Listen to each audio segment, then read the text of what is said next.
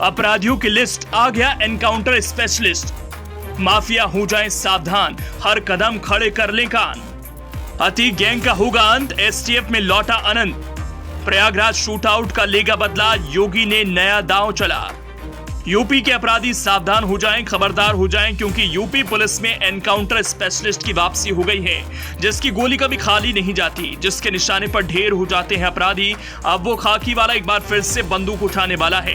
विकास दुबे के एनकाउंटर के बाद से उसकी बंदूक में लगी जंग अब आवाज मारने को तैयार होने वाली है, क्योंकि यूपी के सबसे तेज सर्रार अनंत देव अब एसटीएफ में पहुंच गए हैं। अनंत देव की गोली बंदूक से जब निकली है तब अपराधी जमीन पर ही मिला है। शायद इसीलिए इस समय यूपी में माफियाओं को निपटाने के मिशन के लिए वापसी हुई है। उत्तर प्रदेश पुलिस में एनकाउंटर स्पेशलिस्ट के तौर पर मशहूर अनंत देव तिवारी को यूपी एसटीएफ में भेजा गया है।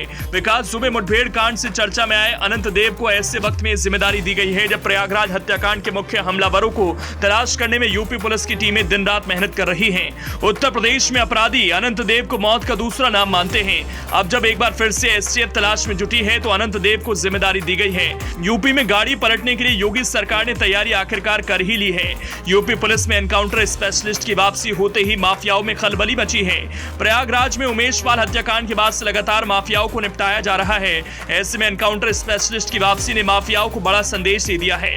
2020 में विकास दुबे के एनकाउंटर के बाद भी अनंत देव का नाम आया था। जांच की रिपोर्ट के बाद सरकार ने अनंत देव को निलंबित कर दिया था, लेकिन अब एक बार फिर से माफियाओं के खिलाफ चल रही पुलिस की गोली के बीच वापसी ने कहीं न कहीं बड़ा संदेश दे दिया है।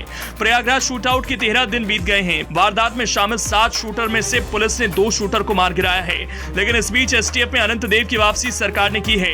प्रयागराज की घटना के बाद से अतीक अहमद को यूपी पुलिस उसकी ही शहर में लाना चाहती है, जिसकी तैयारी भी चल रही है।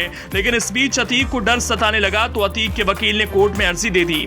अर्जी में बताया गया कि वो यूपी नहीं जाना चाहता।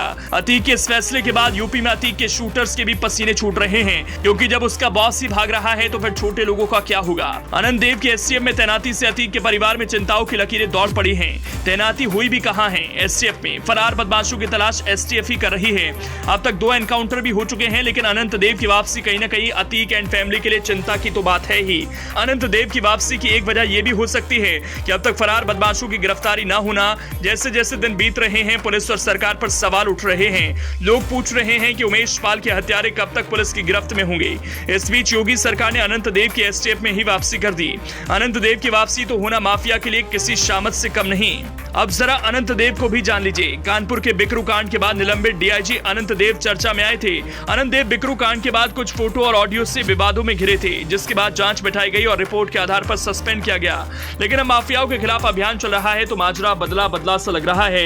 एसटीएफ में अनंत देव की वापसी कर दी गई है।